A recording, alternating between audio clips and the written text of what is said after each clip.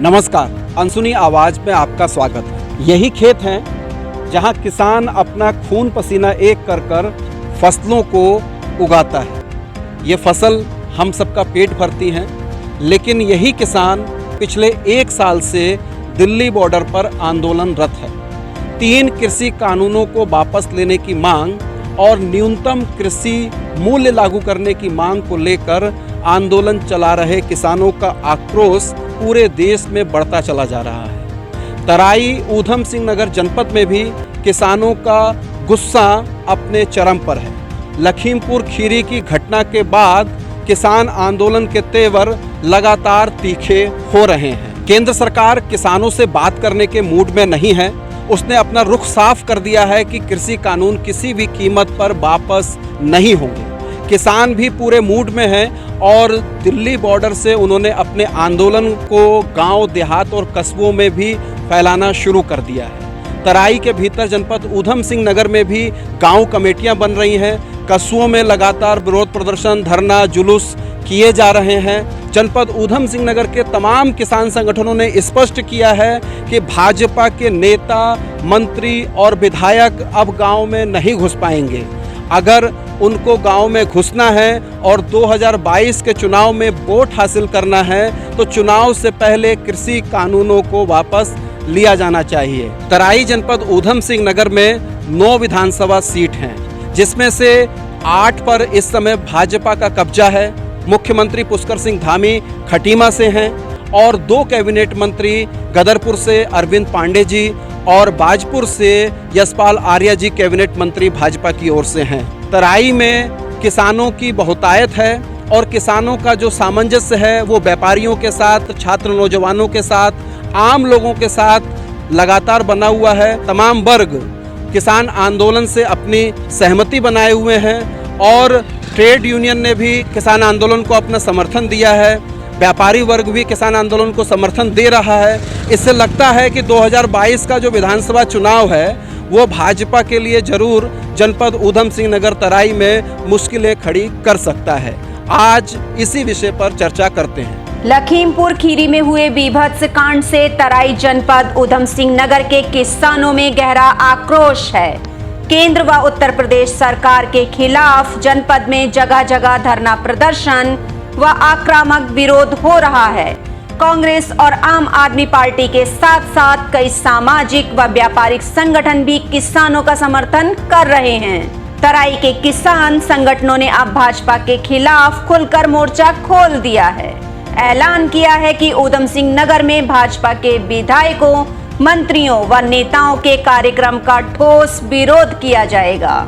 ऊधम सिंह नगर की बेल्ट है, ये काफ़ी किसानों की है और एक ऊधम सिंह नगर एरिया को पूरे उत्तराखंड का एक बैकबोन माना जाता है, क्योंकि मोस्टली जो एरिया है ज़्यादा हिल स्टेशन आ जाता है और कृषि से ज़्यादा लोग जो जुड़े हैं वो ऊधम सिंह नगर से हैं। इतना खोखला सिस्टम हो गया है कि कभी हम इस देश को कृषि प्रधान देश क्या करते थे, कभी जय जवान जय किसान का नारा लगता था, पर बीजेपी सरकार ने वो सिस्टम ला दिया है कि जा जवान जा किसान वाली कहानी हो गई है। कृषि कानूनों में 3 जो चीजें हैं, मुख्य चीजें हैं, उनको सरकार को जल्द से जल्द वो कानूनों में, मैं तो ये कहूंगा कि उनको वापस ले लेना चाहिए।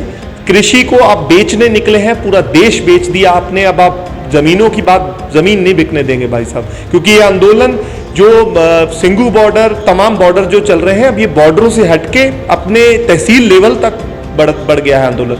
जो एक गंदी हरकत आपने देखी होगी लखीमपुर में जो इन्होंने की है, वो दिन बर दिन वो चीजें खुल रही हैं। तो इस तराई में बच्चा इस कृषि कानून से जुड़ गया है और आने वाले समय में मैं ये भी इस चैनल के माध्यम से साफ कर देना चाहता हूं कि कोई भी बीजेपी का नेता किसी भी गली मोहल्ले में आएगा, इस एरिया में आएगा, उत्तराखंड में आएगा, उसका विरोध का सामना उसे करना ही पड़ेगा। काशीपुर में आयोजित मुख्यमंत्री पुष्कर सिंह धामी के दौरे को भी रद्द करना पड़ा है। भाजपा के नेता, विधायक, मंत्री किसान बाहुल गांव में जाने से बच रहे हैं। 2022 के विधानसभा चुनाव में भाजपा को तराई में भारी नुकसान उठाना पड़ सकता है। यह आशंका भाजपा नेतृत्व को भी है, इसलिए पार्टी ने तराई पर अलग से फोकस करना शुरू कर दिया है। जो नई कृषि कानून बने उनका अध्ययन किया है, उसमें वास्तव में कुछ दोष तो हैं जिनको दूर करने की आवश्यकता है, और अगर दोष न होते तो इतना बड़ा जन आंदोलन इतना बड़ा रूप नहीं लेता उसका। उत्तराखंड ही नहीं, ऑल ओवर इंडिया में, पूरे देश में हमारी जो अर्थव्यवस्था है वो कृषि पे आधारित है। बहुत सारे बिजनेस, बहुत सारे, चाहे वो किसान हो, मजदूर हो, छोटा व्यापारी हो, छोटे काम करने वाले हों, सब के सब लगभग अधिकांश लोग कृषि पर आधारित हैं। यदि कृषि व्यवस्था सही नहीं रहेगी तो इसका प्रभाव छोटे व्यापारी, बड़े व्यापारी, किसान, मजदूर, आम जनता पर निश्चित तौर से पड़ेगा। लखीमपुर का जो घटना है वास्तव में बड़ी निंदनीय है।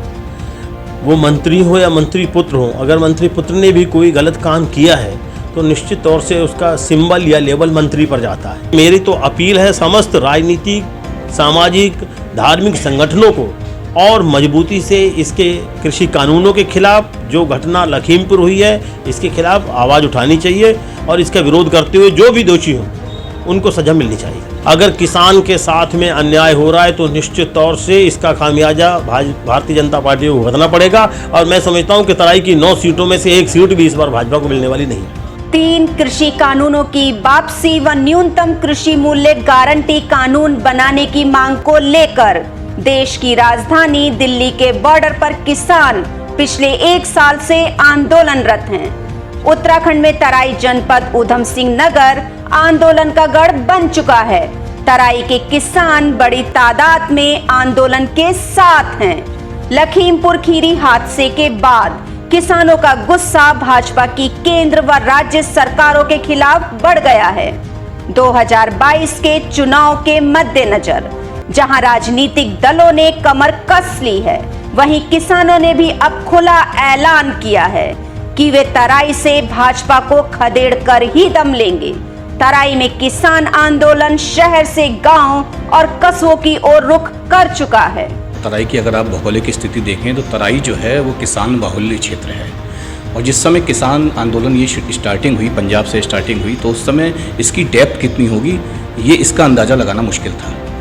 ये माना जा रहा था आंदोलन कितनी दिन चलेगा, फेल हो जाएगा, सरकार से समझौता हो जाएगा, तमाम तरीके की चर्चाएं जो हैं चल रही थी। लेकिन मैं आपको बता दूं 1 साल से ऊपर हो गया है और आंदोलन जो है अब गति पकड़ता जा रहा है। लखीमपुर की घटना के बाद तो खास तौर पे अगर आप देखेंगे तो पूरा आंदोलन का परिदृश्य बदल गया है। तो ऐसे में जबकि तराई में 9 में से 8 सीटें भाजपा की हैं तो निश्चित तौर पर जो है कहीं ना कहीं भाजपा को नुकसान होता हुआ नज़र आ रहा है, क्योंकि किसान जो है वो व्यापारियों से भी जुड़ा हुआ है, हर वर्ग से किसान जुड़ा हुआ है और कहीं ना कहीं किसान सभी की पूर्ति करता है, अन्नदाता कहलाता है। तो ऐसे में चुनाव में कहीं ना कहीं इसका खामियाजा भाजपा को भुगतना पड़ सकता है। ऊधम सिंह नगर में 9 विधानसभा सीटों में से 8 पर भाजपा का कब्जा है। सूबे के मुख्यमंत्री 2 कैबिनेट मंत्री तराई से ही हैं। जसपुर, काशीपुर, बाजपुर, गदरपुर, सितारगंज में सबसे ज्यादा किसान हैं। किसान आंदोलन में अब बड़े पैमाने पर ट्रेड यूनियन व मजदूर संगठन भी शामिल हो रहे हैं। इससे भाजपा की मुश्किलें बढ़ना लाजमी है। हमारा मानना यह है कि आज 1 साल हो गया, जितने हमारे किसान भाई हैं, किसानों को आज हम अन्नदाता मानते हैं अपने देश का। और लाल बहादुर शास्त्री जी ने नारा भी दिया था भी जय जवान जय किसान। आज हम किसानों की बात करें, अन्नदाता तो हैं ही हैं वो, और ये वही किसान हैं जिनके बच्चे बॉर्डर पे लड़ाई भी लड़ते हैं हमारे देश के लिए। तो 1 साल से जिस तरीके से किसान भाइयों का एक पैर खेत में है और दूसरा पैर बॉर्डर पे है, और 1 साल हो गया ये सरकार बिल्कुल भी जो है जैसे कहते हैं घमंड में चकनाचूर, ये अपने कौन से घमंड में है हमें नहीं समझ में आती, क्योंकि किसानों से बिगाड़ के तो किसी भी व्यक्ति ने कभी कोई तरक्की नहीं करी। आज आप देखो 600 लोगों ने अपनी शहादत दे दी, कोई भी इनका मंत्री या प्रधानमंत्री उनके घर तक पूछने नहीं गए भाई ये व्यक्ति कैसे मरा। तो जिस तरीके से ये बुरा हाल किसानों का कर रहे हैं, आज बेरोजगारी को देख लो, आज लोग अपनी नौकरी खो बैठे हैं, किसान परेशान हैं। सारी जो सपने इन्होंने दिखाए थे लोगों को कि भाई हमारी सरकार आएगी और हम क्या क्या करेंगे, वो 7 सालों में जनता ने सब देख लिया है। तो मैं समझता हूँ कि आने वाले चुनाव में 2022 में जहाँ भी हैं, भारतीय जनता पार्टी को उसका करारा जवाब जनता से मिलने वाला है। किसान आंदोलन का विस्तार अब पहाड़ पर भी दिख रहा है। महिलाओं की भागीदारी लगातार बढ़ रही है। महिला मतदाताओं की संख्या किसी भी चुनाव को बदलने में निर्णायक होती है। बढ़ती महंगाई के कारण भी महिलाओं में भाजपा के खिलाफ रोष है। ऐसे में 2022 के चुनाव में भाजपा को नुकसान हो सकता है। देश की आज़ादी के बाद पहली बार कितना कोई लंबा आंदोलन चला और जिसमें इस तरीके से सरकार बिल्कुल मानसिक संतुलन खो बैठी है और इस तरह से किसानों के ऊपर अत्याचार, अन्याय और उनको मौत के घाट उतार दिया गया, ये देश के लिए अच्छा संकेत नहीं है। लोकतंत्र में गांधी जी ने इस देश को आज़ाद किया था, सबको अपनी बात कहने का राइट है, तो उसको कुचलना नहीं चाहिए। ये दुर्भाग्यजनक बात है, ये देश में इससे बड़ी शर्मनाक बात भारत देश के लिए, लोकतांत्रिक देश के लिए हो नहीं सकती। जहाँ तक पहाड़ का सवाल है, जब अन्नदाता पहाड़ की जो आजीविका है, पहाड़ में छोटे जोत के किसान होते हैं, उनका अपनी समस्या है, लेकिन पहाड़ पर भी आज इतना अन्न पैदा नहीं हो पाता है कि जो किसानों की जो समस्या है, यहाँ से हमारा अनाज पहाड़ों को सप्लाई होता है। निश्चित रूप से इससे पहाड़ पर भी आक्रोश पनपा है और पहाड़ का जो किसान है वो भी जानता है कि अगर बड़े किसान का हित सुरक्षित नहीं है तो हमारे हितों पर भी इसका प्रभाव पड़ेगा। इसलिए पहाड़ के लोगों को भी चिंता सताने लग गई है कि कहीं ना कहीं सरकार हमारे हितों की भी अनदेखी कर रही है। इसलिए आपने देखा होगा कि जो पिछले अभी कल जो आंदोलन में चला है, उसमें नैनीताल से लेकर अल्मोड़ा से लेकर पिथौरागढ़, बागेश्वर, जो पहाड़ के तमाम छोटे जोत के असली जो छोटे किसान हैं वो इस आंदोलन से जुड़े हैं। किसान आंदोलन एक आम जनता का आंदोलन है। किसान देश की रीढ़ की हड्डी है, जो अनाज पैदा करके पूरे देशवासियों को मुहैया कराती है। वो आज आंदोलनरत है तीनों कृषि कानूनों के खिलाफ। तो ये बड़ा दुर्भाग्यपूर्ण है और सरकार को किसानों के लिए बैठना चाहिए, किसानों को बुला के बात करनी चाहिए। और ये तीनों जो कानून बनाए गए हैं वो किसानों के हित में नहीं है। इसी वजह से साल होने जा रहा है किसान आंदोलन में है, उनसे सरकार बात करे और ये तीनों कृषि कानूनों को वापस लेना चाहिए। किसानों के ऊपर ये लखीमपुर खीरी में जो ये घटना घटी है, ये बहुत ही दुर्भाग्यपूर्ण है, बहुत ही निंदनीय है। किसान आंदोलन में मुस्लिम समाज भी किसानों के साथ कंधे के साथ कंधा मिला के खड़ा है। सरकार ने इस पे जल्द ही कोई अमल नहीं किया और ये कृषि कानून वापस नहीं किए तो आने वाले 2022 के चुनाव में इसका खामियाजा भारतीय जनता पार्टी को भुगतना पड़ेगा। संयुक्त किसान मोर्चे ने ऊधम सिंह नगर में गांव-गांव में कमेटियां बनानी शुरू कर दी हैं। वैसे भी तराई किसान आंदोलन का परंपरागत गढ़ रहा है। अविभाजित उत्तर प्रदेश का तराई का इलाका 50 के दशक से ही देश में हुए तमाम किसान आंदोलनों में हिस्सा लेता रहा है। आज़ादी के बाद से जब से तराई बसी, यह इलाका किसान आंदोलनों का गढ़ रहा है। 1958 में ढिमरी ब्लॉक में किसानों का विद्रोह हुआ। उसके बाद 60 के दशक में साहूकारों, महाजनों के खिलाफ लगातार आंदोलन चलते रहे, जो बाद में 90 के दशक में भी इस आंदोलन का सिलसिला शक्ति फार्म और दूसरे इलाकों में जारी रहा, पीलीभीत में भी। इसके अलावा कोटखर्रा, बिंदुखत्ता, तमाम जगह पे किसान जल जंगल ज़मीन के अधिकार को लेकर लड़ते रहे हैं। यहाँ पर पहले 60 के दशक तक कम्युनिस्ट पार्टी का मजबूत संगठन रहा है, कम्युनिस्ट गतिविधियाँ यहाँ जारी रही है।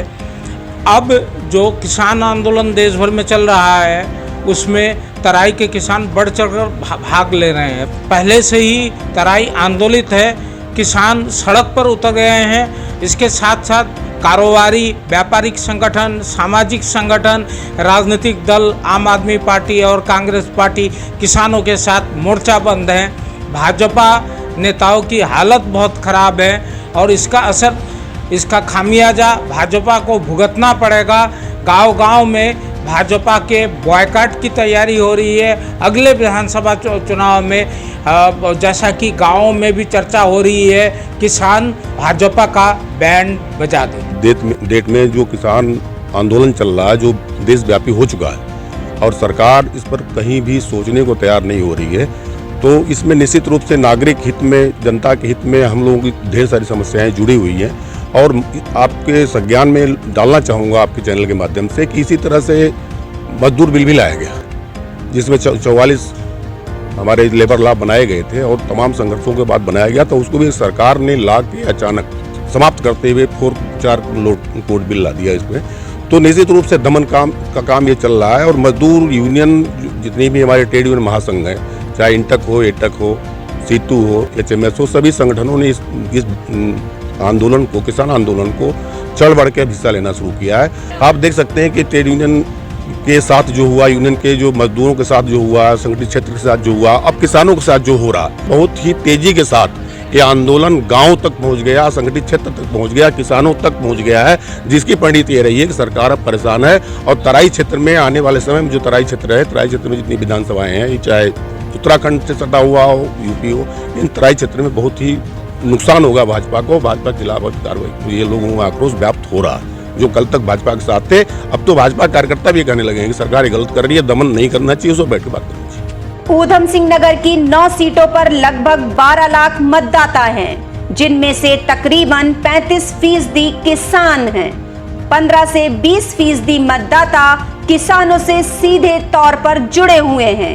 महिला, मजदूर, छोटा व्यापारी, मतदाता यदि 5 से 10% तक भाजपा से कटता है तो तराई की सभी सीटों से भाजपा को हाथ धोना पड़ सकता है। किसान आंदोलन क्या वास्तव में तराई से भाजपा को बाहर खदेड़ पाएगा? ये तो आने वाला समय ही बतलाएगा। लेकिन भाजपा के भीतर तराई को लेकर ऊहापोह और भय की स्थिति जरूर बनी हुई है। अगली रिपोर्ट में आपसे फिर मुलाकात होगी। तब तक के लिए धन्यवाद। नमस्कार।